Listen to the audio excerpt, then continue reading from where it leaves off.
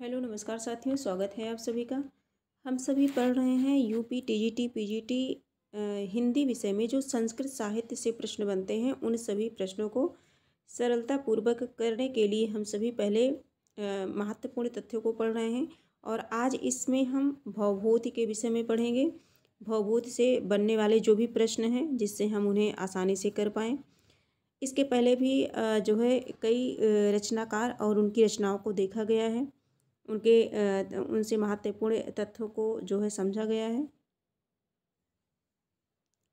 इसमें हम सभी देख रहे हैं भवभूति पितामह भट्ट गोपाल हैं और इनके पिता का नाम नीलकंठ है, माता जातुकर्णी या जतुकर्णी। ठीक है।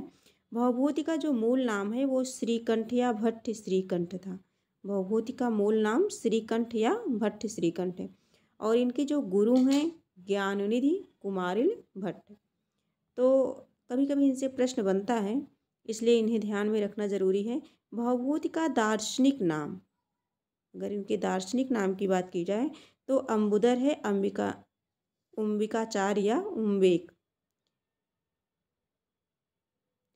उदुम्बर है ना, अंबिकाचार्य या उम्बेक। ठीक, ये इनका दार्शनिक नाम है। किसका?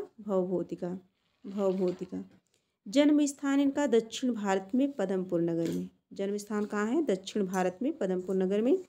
और जो इनकी उपाधि है पदवाक्य प्रमाणज्ञ की उपाधि भवभूति को मिली है ना। पद व्याकरण पदवाक्य प्रमाणज्ञ की उपाधि किसे मिली है? भवभूति को। आगे देखेंगे जो है इनका जो वंश है या गोत्र है ये कश्यप है। और जाति की बात की जाए तो कृष्णाय यजुर्वेद की तैत्तिरीय शाखा, ये शाखा पाठी ये ब्राह्मण है ना। आश्रयदाता कान्यकुब्ज नरेश यशोवर्मा के थे। इनका जो समय है ये ध्यान रखने योग्य बात है, 650 ईस्वी से 750 ईस्वी, 650 से 750 ईस्वी के बीच, यानी कि 7वीं शताब्दी का उत्तरार्ध है। इनकी जो रचनाएं हैं ये महत्वपूर्ण हैं। मालती माधव, महावीर चरितम और उत्तर रामचरितम। मालती माधव, महावीर चरितम और उत्तर रामचरितम ये प्रकरण है और ये दोनों नाटक हैं। इनकी रचनाएं महत्वपूर्ण हैं और इनके ये जो भी हैं इनके गुरु का नाम है ना, इनका स्वयं का मूल नाम श्रीकंठ था, माता जतुकर्णी या जातुकर्णी, पिता नीलकंठ और पितामह भट्ट गोपाल थे। और समय 7 से 50 ईस्वी से 650 ईस्वी से 750 ईस्वी के बीच, यानी कि 7वीं शताब्दी का उत्तरार्ध। आगे कुछ और तथ्य हैं। भवभूति का प्रिय रस कहा जाए तो करुण है ना, करुण रस है।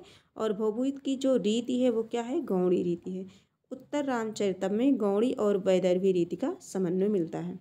करुण रस के लिए जाने जाते हैं। भवभूति के प्रिय छंद अनुष्टुप और शिखरणी है। प्रिय छंद क्या है? अनुष्टुप और शिखरणी छंद हैं। और ये शिव के उपासक थे। किसके उपासक थे? शिव के उपासक थे। उत्तर रामचरितम में भवभूति अपने आप को परिणत प्रज्ञ कहते हैं। परिणत प्रज्ञ कहते हैं किसमें? उत्तर रामचरितम में। महावीर चरितम में भवभूति अपने आप को वश्यवाक कहते हैं। महावीर चरितम में क्या कहते हैं? वश्यवाक कहते हैं। भवभूति के नाटकों में अभिधा वृत्ति मुख्य है। भवभूति की कृतियों में ओज गुण अधिक है। भवभूति की कृतियों में किस गुण की प्रधानता है? तो ओज गुण अधिक है। क्षेमेंद्र ने सुवृत्त तिलक में भवभूति के शिखरणी की प्रशंसा में उसे निर्गलत तरंगिणी कहा है। ठीक है, इनकी प्रशंसा में भवभूते शिखरणी ही निर्गलत तरंगिणी, इस तरह से। और रुचिरा घन संदर्भे या मयूरीव नृत्यति। आगे देखेंगे भवभूति के तीनों नाटकों में विदूषक का सर्वथा अभाव है। और अब इनकी जो रचनाएं हैं, इनकी रचनाएं हम सभी देखेंगे, अगली क्लास में देखेंगे। इनकी जो रचनाएं हैं वो हैं उत्तर रामचरितम है ना, मालती माधव, महावीर चरितम और उत्तर रामचरितम। ये भवभूति के 3 महत्वपूर्ण रचना हैं। और आज भवभूति के जीवन के विषय में कुछ महत्वपूर्ण तथ्यों को हम लोगों ने इस क्लास में देखा। अब भवभूत की जो रचनाएं हैं इसे हम अगली क्लास में देखेंगे, नहीं तो ये क्लास बहुत लंबी हो जाएगी। आज की क्लास हम यहीं कंप्लीट करते हैं, फिर मिलेंगे एक नए टॉपिक के साथ मिलेंगे, नए तथ्यों के साथ मिलेंगे। तब तक के लिए धन्यवाद।